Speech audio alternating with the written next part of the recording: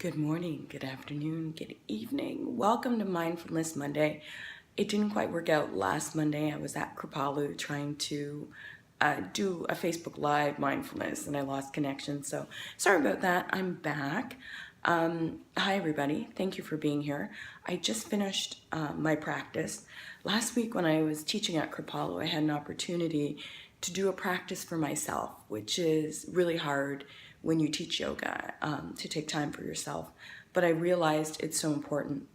Last week I kind of took an opportunity to use all the facilities and practice for myself.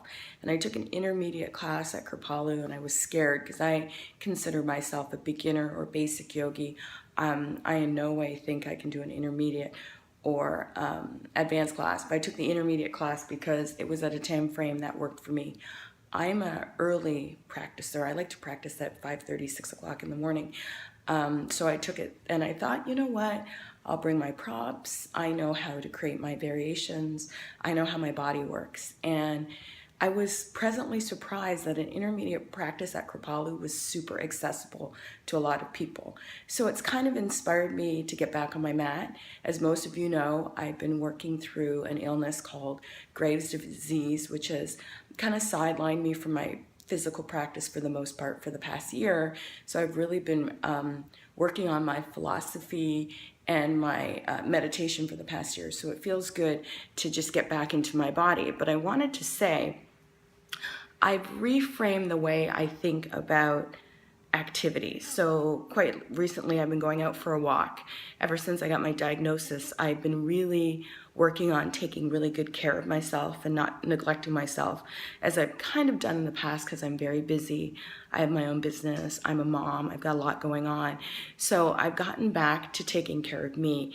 And my shift has happened for me is that moving my body has become about maintenance and feeling good and only doing activities that feel good, as opposed to movement being punitive. So I'm mad at my body, I'm angry at my body, I'm trying to change my body because I don't like it.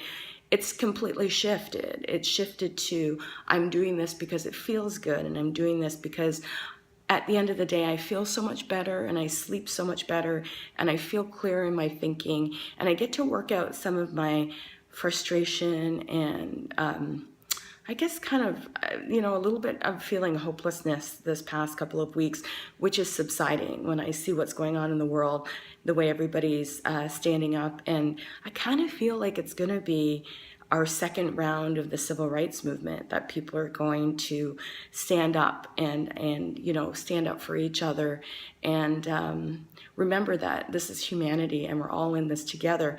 And part of that practice for me is feeling good in my body and feeling good about myself so that I can ultimately share that. I always get my finger in the photo here.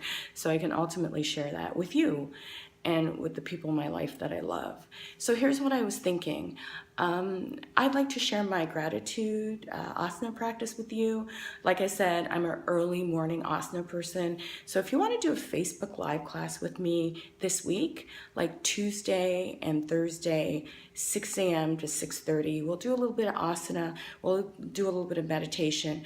Like I said, I'm an early morning riser and I like a little bit of a flow practice, but it'll be completely accessible. I'll offer you lots of options. If you want to join me on my Facebook page right here, tomorrow at 6, we'll do a little asana, we'll do a little meditation, and then we'll kind of feel how our day feels.